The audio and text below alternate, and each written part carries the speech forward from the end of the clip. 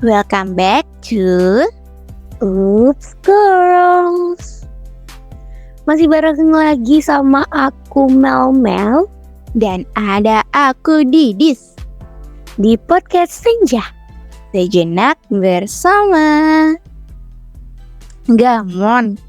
Sering gak sih kata-kata ini tuh berseliweran di Instagram, sosmed, atau di hati, ya kan? Senin sering banget malah gagal move on kan maksudnya. Benar banget. Biasanya Gamon ini sih karena cinta pertamanya. Tapi jangan meremehkan kekuatan manusia Gamon loh. Kamu tahu TikToknya Umar Nawir nggak? Dia tuh Gamon sama ceweknya sampai dibuat konten TikTok dan sekarang udah sampai centang biru loh. Waduh, ceweknya dipajang gitu? Ya enggak, cuman isinya tuh kayak kata-kata gitu. Seru deh, coba deh dicek di TikTok. Jadi promosi. Oke deh, coba ntar ku cek deh ya. Tapi sebenarnya ada loh tips jitu untuk bisa move on tanpa melibatkan orang baru. Kipo nggak tuh? Apa tuh? Oke, langsung kita masuk ke nomor 1. Wow. Nomor 1, tips 1 nih ya. Stop stalking media sosialnya.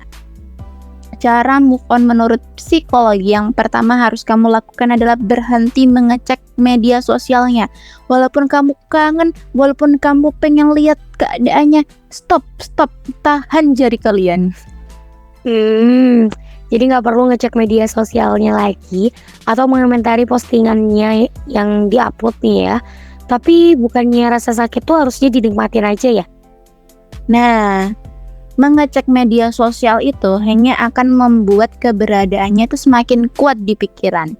Bahkan gak apa-apa kok memblokir dia di media sosialnya.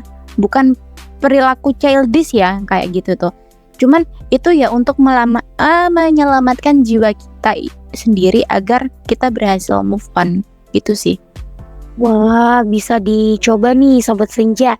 Jadi mungkin di hide aja ya kalau misalnya gak pengen nge-unfollow, di hide aja dulu, disembunyikan aja dulu biar gak kelihatan lah ya.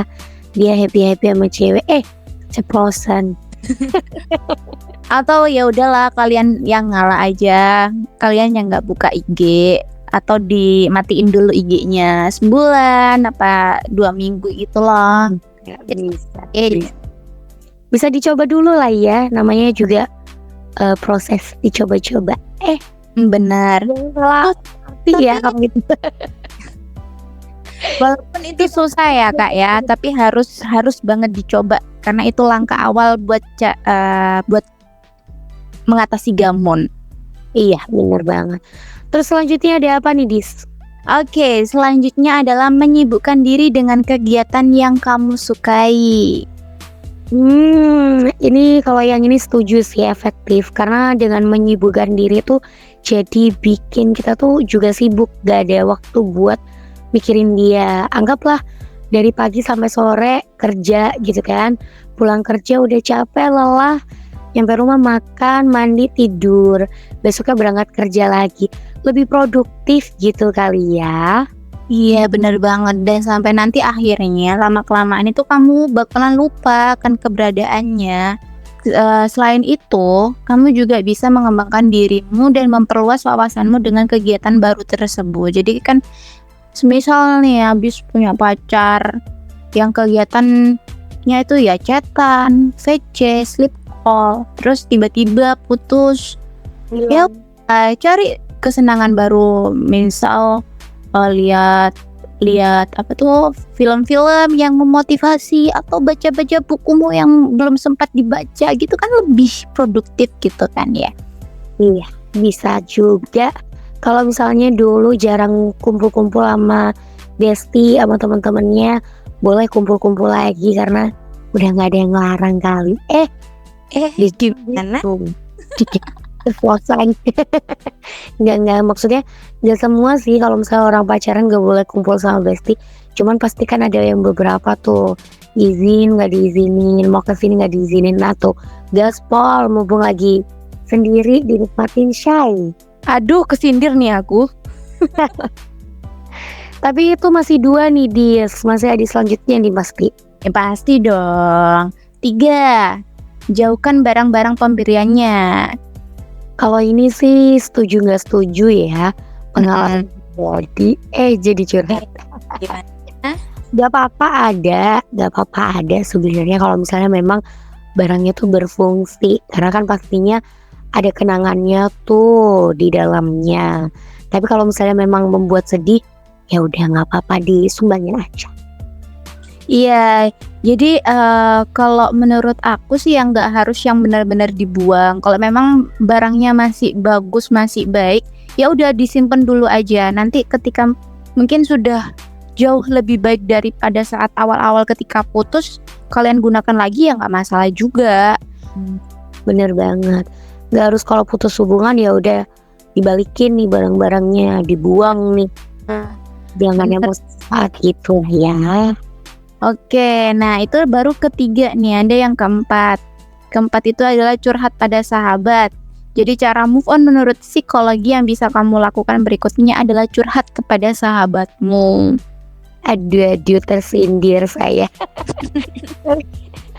Aduh jadi ngakak. Aduh, soalnya emang sobat senja kalau aku tuh apa-apa cerita gitu kan, gak bisa banget kalau nggak cerita.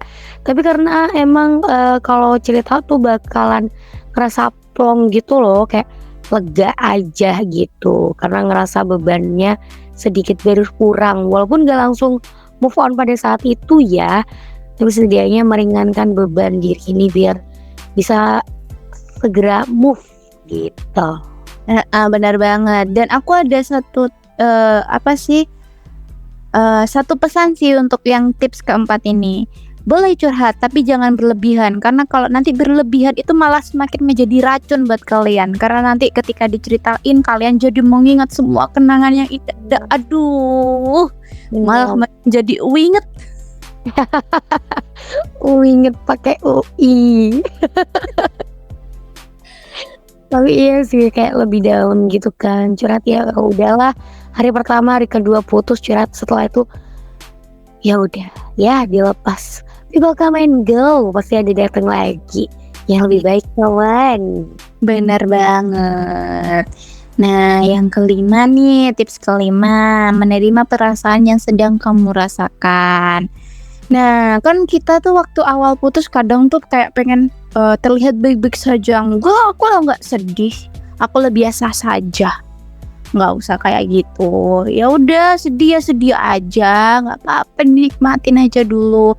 Nangis sih nggak apa-apa, nggak masalah, nangis itu wajar. It's normal girls. Ya kan Mel? Bener banget, karena kalau nolak perasaan yang lagi dirasain tuh malah buat perjalanan move on-nya tuh lebih sulit gitu loh. Kayak semisal perjalanan move on-nya itu cukup butuh waktu 2-3 bulan aja, tapi karena ada penolakan rasa kayak denial gak sih bahasanya ya kan. Bener. Nah itu bakalan bisa lebih dari itu, kayak itu bisa bertahun-tahun bahkan. Iya, bener banget. Jadi akan lebih baik lagi kalau ya udah diterima aja, dirasain. Ya sakit, iya sakit, tapi gak apa-apa. Everything will be alright, okay? Benar, dan nanti mungkin pasti akan ada gantinya yang lebih baik, insya Allah. Ya, amin. Tapi ya ingat, gak boleh berlebihan dalam menikmati rasa sakit. Tetap harus beraktivitas seperti biasanya, jangan sampai mengganggu kerjaan atau mungkin mengganggu studi atau yang kayak gimana-gimana. Rasain ya, dirasain rasanya, tapi jangan sampai mengganggu aktivitas gitu ya sobat-sobat.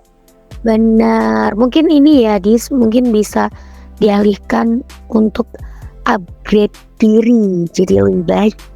Sama kayak yang di tips nomor berapa tadi? Nomor 2, ikan itu juga bisa masuk ke upgrade diri juga. Karena kalau kita sendiri berkualitas, nanti kita akan juga menemukan pasangan yang berkualitas juga gitu. banget, karena jodoh kan cerminan dari kita ya kan. Betul. Oke, itu tadi 5 cara untuk move on walaupun kadang masih keinget kenangannya ya. Gak apa-apa, dirasain aja. Cuman kangen kenangannya aja kok, tapi gak untuk diulang lagi. Biasanya gitu. Beneran.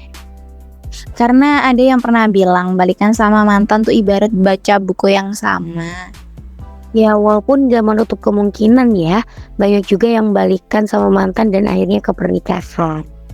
Jadi lebih baik untuk tidak memukul rata semuanya balikan sama mantan itu jelek dan balikan sama mantan itu baik ya kan.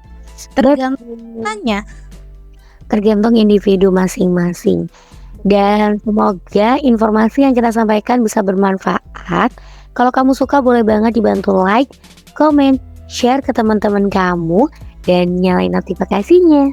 Oke, dan kalau mau curhat atau cerita juga boleh banget langsung kirim ke email kita yang ada di description box. Mohon maaf kalau misalnya masih ada kurangnya, karena kita juga masih sama-sama belajar. Aku Mel, Aku Didis. stay beauty, smart, and smile. Thank you so much and see you next episode. Bye-bye. Bye.